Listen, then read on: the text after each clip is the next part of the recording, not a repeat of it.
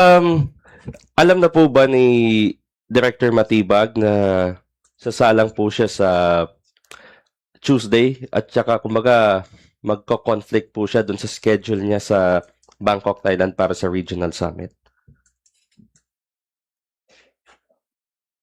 We have discussed this with our public prosecutor, our lead public prosecutor, Kong Jinky, has discussed this with us and with Attorney Director Matibag, and he is ready. He is ready. Ready pa nga siya today, this week, pwedeng Monday, pwedeng Tuesday, no? Hindi po narinig naman natin yung mga pronouncements sa House, no? Sa Senate, I'm sorry, where it was expressed that the impeachment must be given paramount importance compared to all of those conferences. Naintindihan po naman ni Director Matibag, it was just a function of scheduling. It was not that he refused to go. It was just a matter of scheduling. Kasi importante rin yun, yung conference na yun, no? Sa international conference, kung saan ipapakita sa conference na yun. I think it had to do with terrorism, cybercrime, I'm not sure, no? But we are still a republic that follows the rule of law. Our NBI, our justice system, our prosecutorial enforcement system is alive and well, no? Kasi naririnig nila sa mga newspapers, ang daming nangyayari dito, no? Baka sabihin na nila third world underdeveloped country tayo, na law of the jungle tayo. Hindi naman po.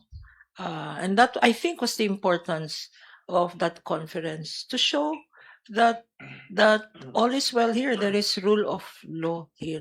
And even I don't want to answer. I'm not the spokesperson of Director Matibag, but short answer to your question, yes, he will be here on Tuesday. Okay.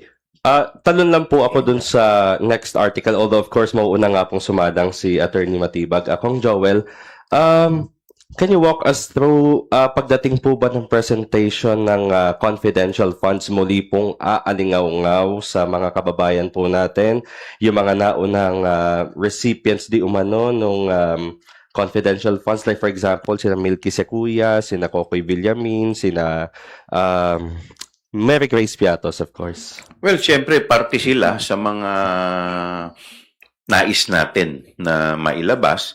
At ako naniniwala, inaabangan din ito ng ating mga kababayan kung itong mga pangalan bang ito ay totoo o nag-i-exist ba to o hindi, o ginamit lamang ito para pagtakpan yung liquidation nila ng mga pera. So lahat naman tayo nag-aabang kung ano magiging tugon dito ng defense.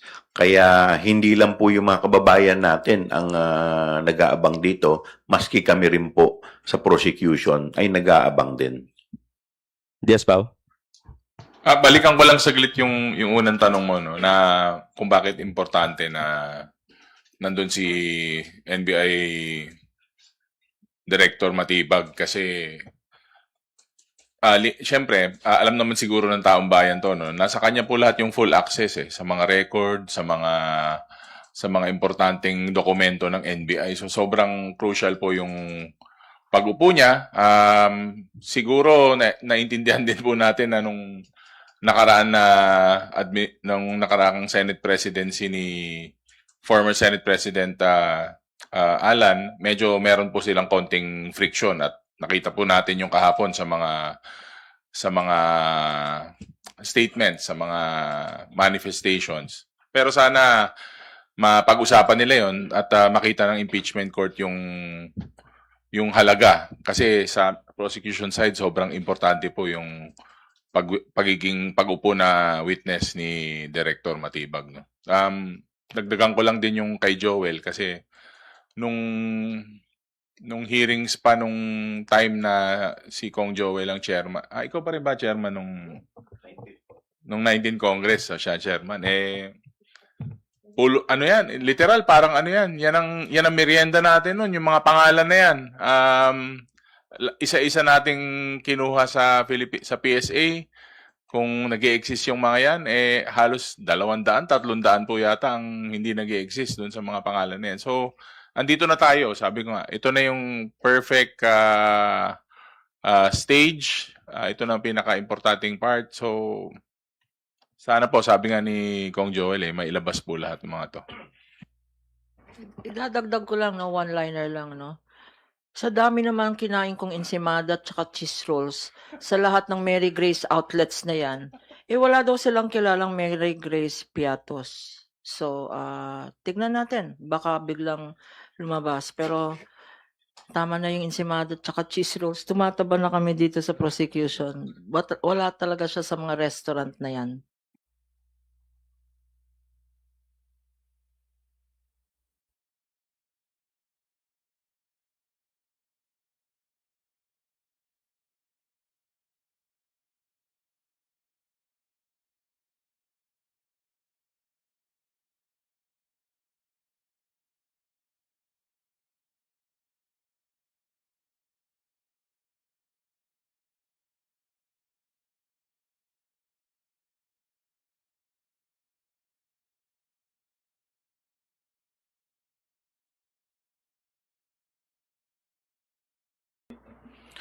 Well, unang-una kaya nga kami humiling sa ating impeachment court na payagan ang wikang Tagalog para mas maunawaan ng ating mga kababayan. Pero bukod po dyan ay hindi lang naman yung mga numero ang inaabangan ng mga kababayan natin. Inaabangan din nila yung mga testigo na ipipresenta natin. Isa na nga dyan, si Ramil Madriaga, na matagal na gustong marinig uli ng mga kababayan. At ngayon, syempre, may mga pagkakataon na siya ay mako-cross-examine, mache-check na yung kanyang mga sinasabi.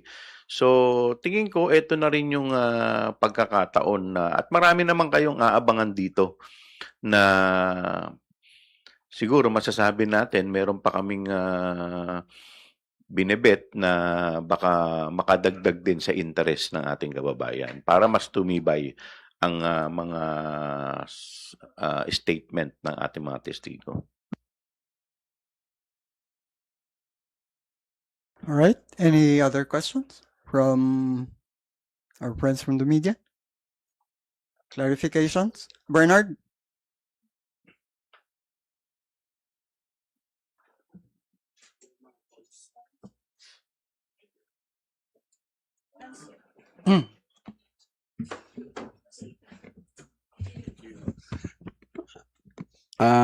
Good morning. Yung sa labas kasi, outside the impeachment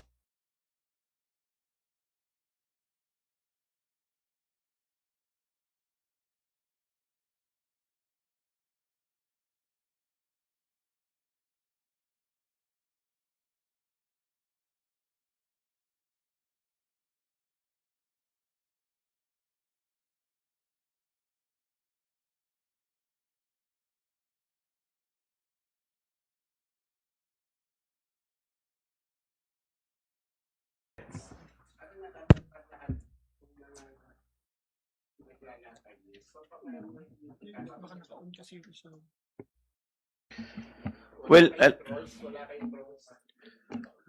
alam mo kami sa prosecution, yung katotohanan lang ang gusto namin eh.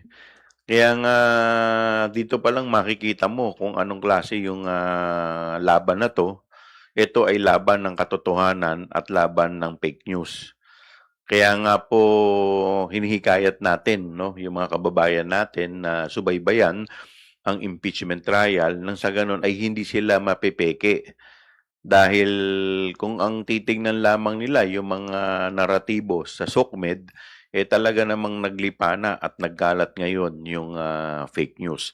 Kaya malaking bagay po yung mga ganitong klaseng pagkakataon na kami ay natatanong at naipapaliwanag namin sa mga kababayan natin kung ano ang nangyari. And as much as possible, pinipilit namin ito na ipaliwanag sa lengguwahe na mauunawaan ng ating mga kababayan. Attorney Kapunan. Ang karapatan po nating lahat, no, mga mamamayan, ano, tayo, meron tayong right to information. Right to information. Information po yan, wag disinformation. Wag wrong information. Karapatan nyo malaman ano ba talaga ang tunay na information dito. That's why, ang panawagan po natin sa mga maraming nanonood ng impeachment trial, let us learn to discern. Tignan natin, sino ba nagsasabi ng totoo dito? Ano ba yung ebidensya, yung bigat ng ebidensya? And kung may lumalabas na, I think yung mga, kung dumadami, sir, kung dumadami yung mga trolls, I think that is a sign of desperation. Frustrated na sila. Hindi po kanya, hindi, kasi alam naman natin ano, sa technology ngayon, yung isang troll, yung isang, I cannot explain it, no, but yung bot na yan, pwedeng isang tao lang yan, magiging 500,000 na yan. It's technology. It's a function of technology. So let us not believe that the public sentiment is in favor of the defense, is in favor of corruption, is in favor of misuse of public funds, is in favor of, sige na nga, lahat naman kayo magnanakaw pabayaan nyo na yan, maliit lang naman yan kung mga contractor dyan billion-billion ito, anong pinag-uusapan natin? Accountability po ang pinag-uusapan. So yung sinasabi nyong they are winning the social media, hindi po totoo yun. Hindi po totoo yun. Ang mananalo dito, tayo, kayo. You in mainland, kayo in legitimate media, you also have the obligation, ano. That's why I'm also issuing this challenge. Dapat mag-self-police rin ang media. Kayong mga in legitimate media, you self-regulate, you self-police kasi nasisira ang industriya, nasisira ang right to information if it is going to be distorted by fake news ng troll campaign. So that is the challenge. That is why nagtsatsaga po kami. Karo rin, nakita ko kayo lahat sa press con kagabi, no? Late at night, and you're here early in the morning. That means you have a desire also to bring out the real news out there. That is your challenge. Labanan natin ang mga trolls na yan. Short answer, desperate na sila. Kanya yung troll armor siguro nila, ina-activate. The other thing is, pag tinignan po natin yung mga trolls na yan, hindi na yung arguments, legal arguments, or yung kung anong nangyari. Tinitira na rin nila, personal na ang atake, no? Tinitira na nila ito, my favorite victim, ito din. Kasi alam naman natin si Congressman ito, palaban yan, ano? So, tinitira na kaming mga prosecutors. Si Attorney Virgil daw, ano ba yun? Kung ano-ano na, no? Merong rapist, merong communist, merong sa amin, ano? Wag lang nila ako tirahin kasi magko-confess na ako. Marami talaga akong kasalanan. You don't need to make tira me. I will admit to all my failures. Wala, ever since naman, hindi ako apektado doon. Kasi meron din naman kaming sariling pag-aaral sa mga matrix, hindi lang yung ingay ng SOCMED o ng trolls. Saka at least, doon pa lang naman, pag sinabi na ng tao, troll, fake news yan, troll yan. Tumatawa na lang yung tao, medyo hindi na masyado kinakagat. Yung mga medyo sa sarili nilang mundo na lang ang naniniwala. Kumbaga, sila na lang ang nag-aamuyan. Pero siyempre, trabaho nila yun bayad sila para maggumawa ng fake news.